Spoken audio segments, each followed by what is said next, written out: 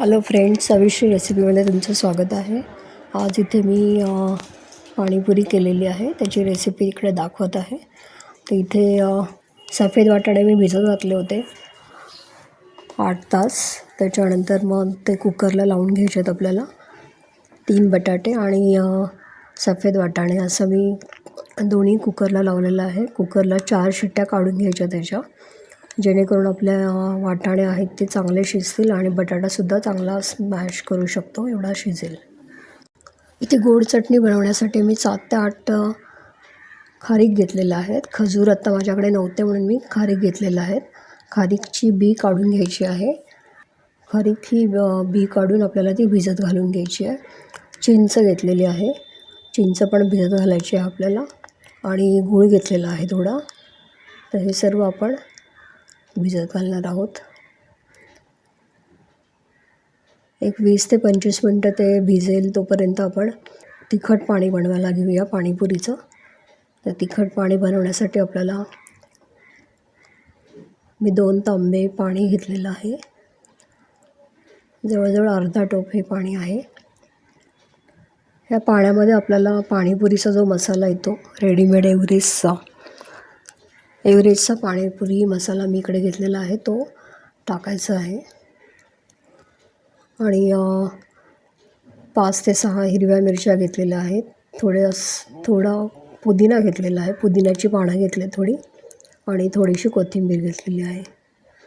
तर हे सर्व मिश्रण आपल्याला मिक्सरला काढून घ्यायचं आहे आणि नंतर या पाण्यामध्ये आपण ते मिक्स करणार आहोत. तर 5 ते 6 हिरव्या मिरच्या, पुदिना आणि थोडीशी कोथिंबीर हे सर्व मिश्रण आपण मिक्सरला वाटलेलं आहे आणि त्या तिखट पाण्यामध्ये ते व्यवस्थित मिसळून घेतलेलं आहे ते. आता जे वाटाणे आपले शिजले होते ते आपण फोडणी करून घेऊया त्याची. बटाटेसुद्धा आपल्याला सोलून घ्यायचे आहेत.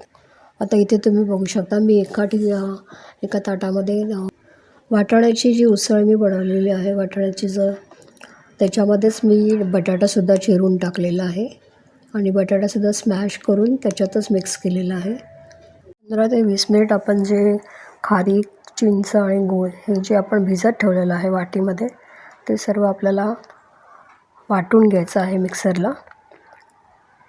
चिंच वाटताना नेहमी बघा की त्याच्यामध्ये बी वगैरे नाही आहे ना, आणि त्याची जी काही टरफल असतात ती पण आपल्याला काढून टाकायची आहेत आणि नंतरच आपल्याला ते मिक्सरला वाटून घ्यायचं आहे. मिक्सरला वाटून झालं की आपण ते गाळून घेणार आहोत आणि गाळून झाल्यानंतर मग त्याच्यात थोडंसं लाल तिखट ॲड करायचं आहे आणि थोडंसं मीठ आपल्या चवीप्रमाणे ॲड करून ही आपली चिंच गुळाची आंबट चटणी रेडी होऊन जाते. पाणीपुरीची पुरी घेताना आपल्याला पहिल्यांदा ती थोडीशी फोडायची आहे. त्याच्यामध्ये आपण ते वाटाणे आणि बटाट्याचं मिश्रण टाकणार आहोत आणि नंतर गोड चटणी आणि तिखट चटणी तुमच्या आवडीप्रमाणे तुम्ही त्याच्यात टाकून मग ती पुऱ्यांचं पॅकेट बाहेर मार्केटमध्ये मिळतं. ते एक 60 ते 70 पुऱ्या असतात एका पॅकेटमध्ये. ते आपल्याला घ्यावं लागेल.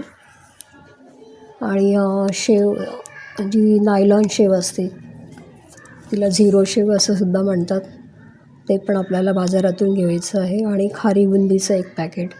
तर हे सर्व आपल्याला बाहेरच्या वस्तू पाणीपुरी खाण्यासाठी लागतात. ह्या तिखट पाणी, गोड चटणी आणि सफेद वाटाण्याची जी उसळ असते, सफेद वाटाणा बटाटा यांची जी मिक्स उसळ आहे ती आपण घरी बनवू शकतो. बाकीचे हे जे 3 आयटम्स आहेत जसं पुरी, शेव आणि बुंदी, हे आपल्याला बाजारातून घ्या. एक 4 ते 5 जणांसाठी आपल्याला 1 पॅकेट पुरेसं होऊन जातं. तर तुम्ही पण नक्की ट्राय करा पाणीपुरी घरी आणि कमेंट करून सांगा कशी झाली आहे ती.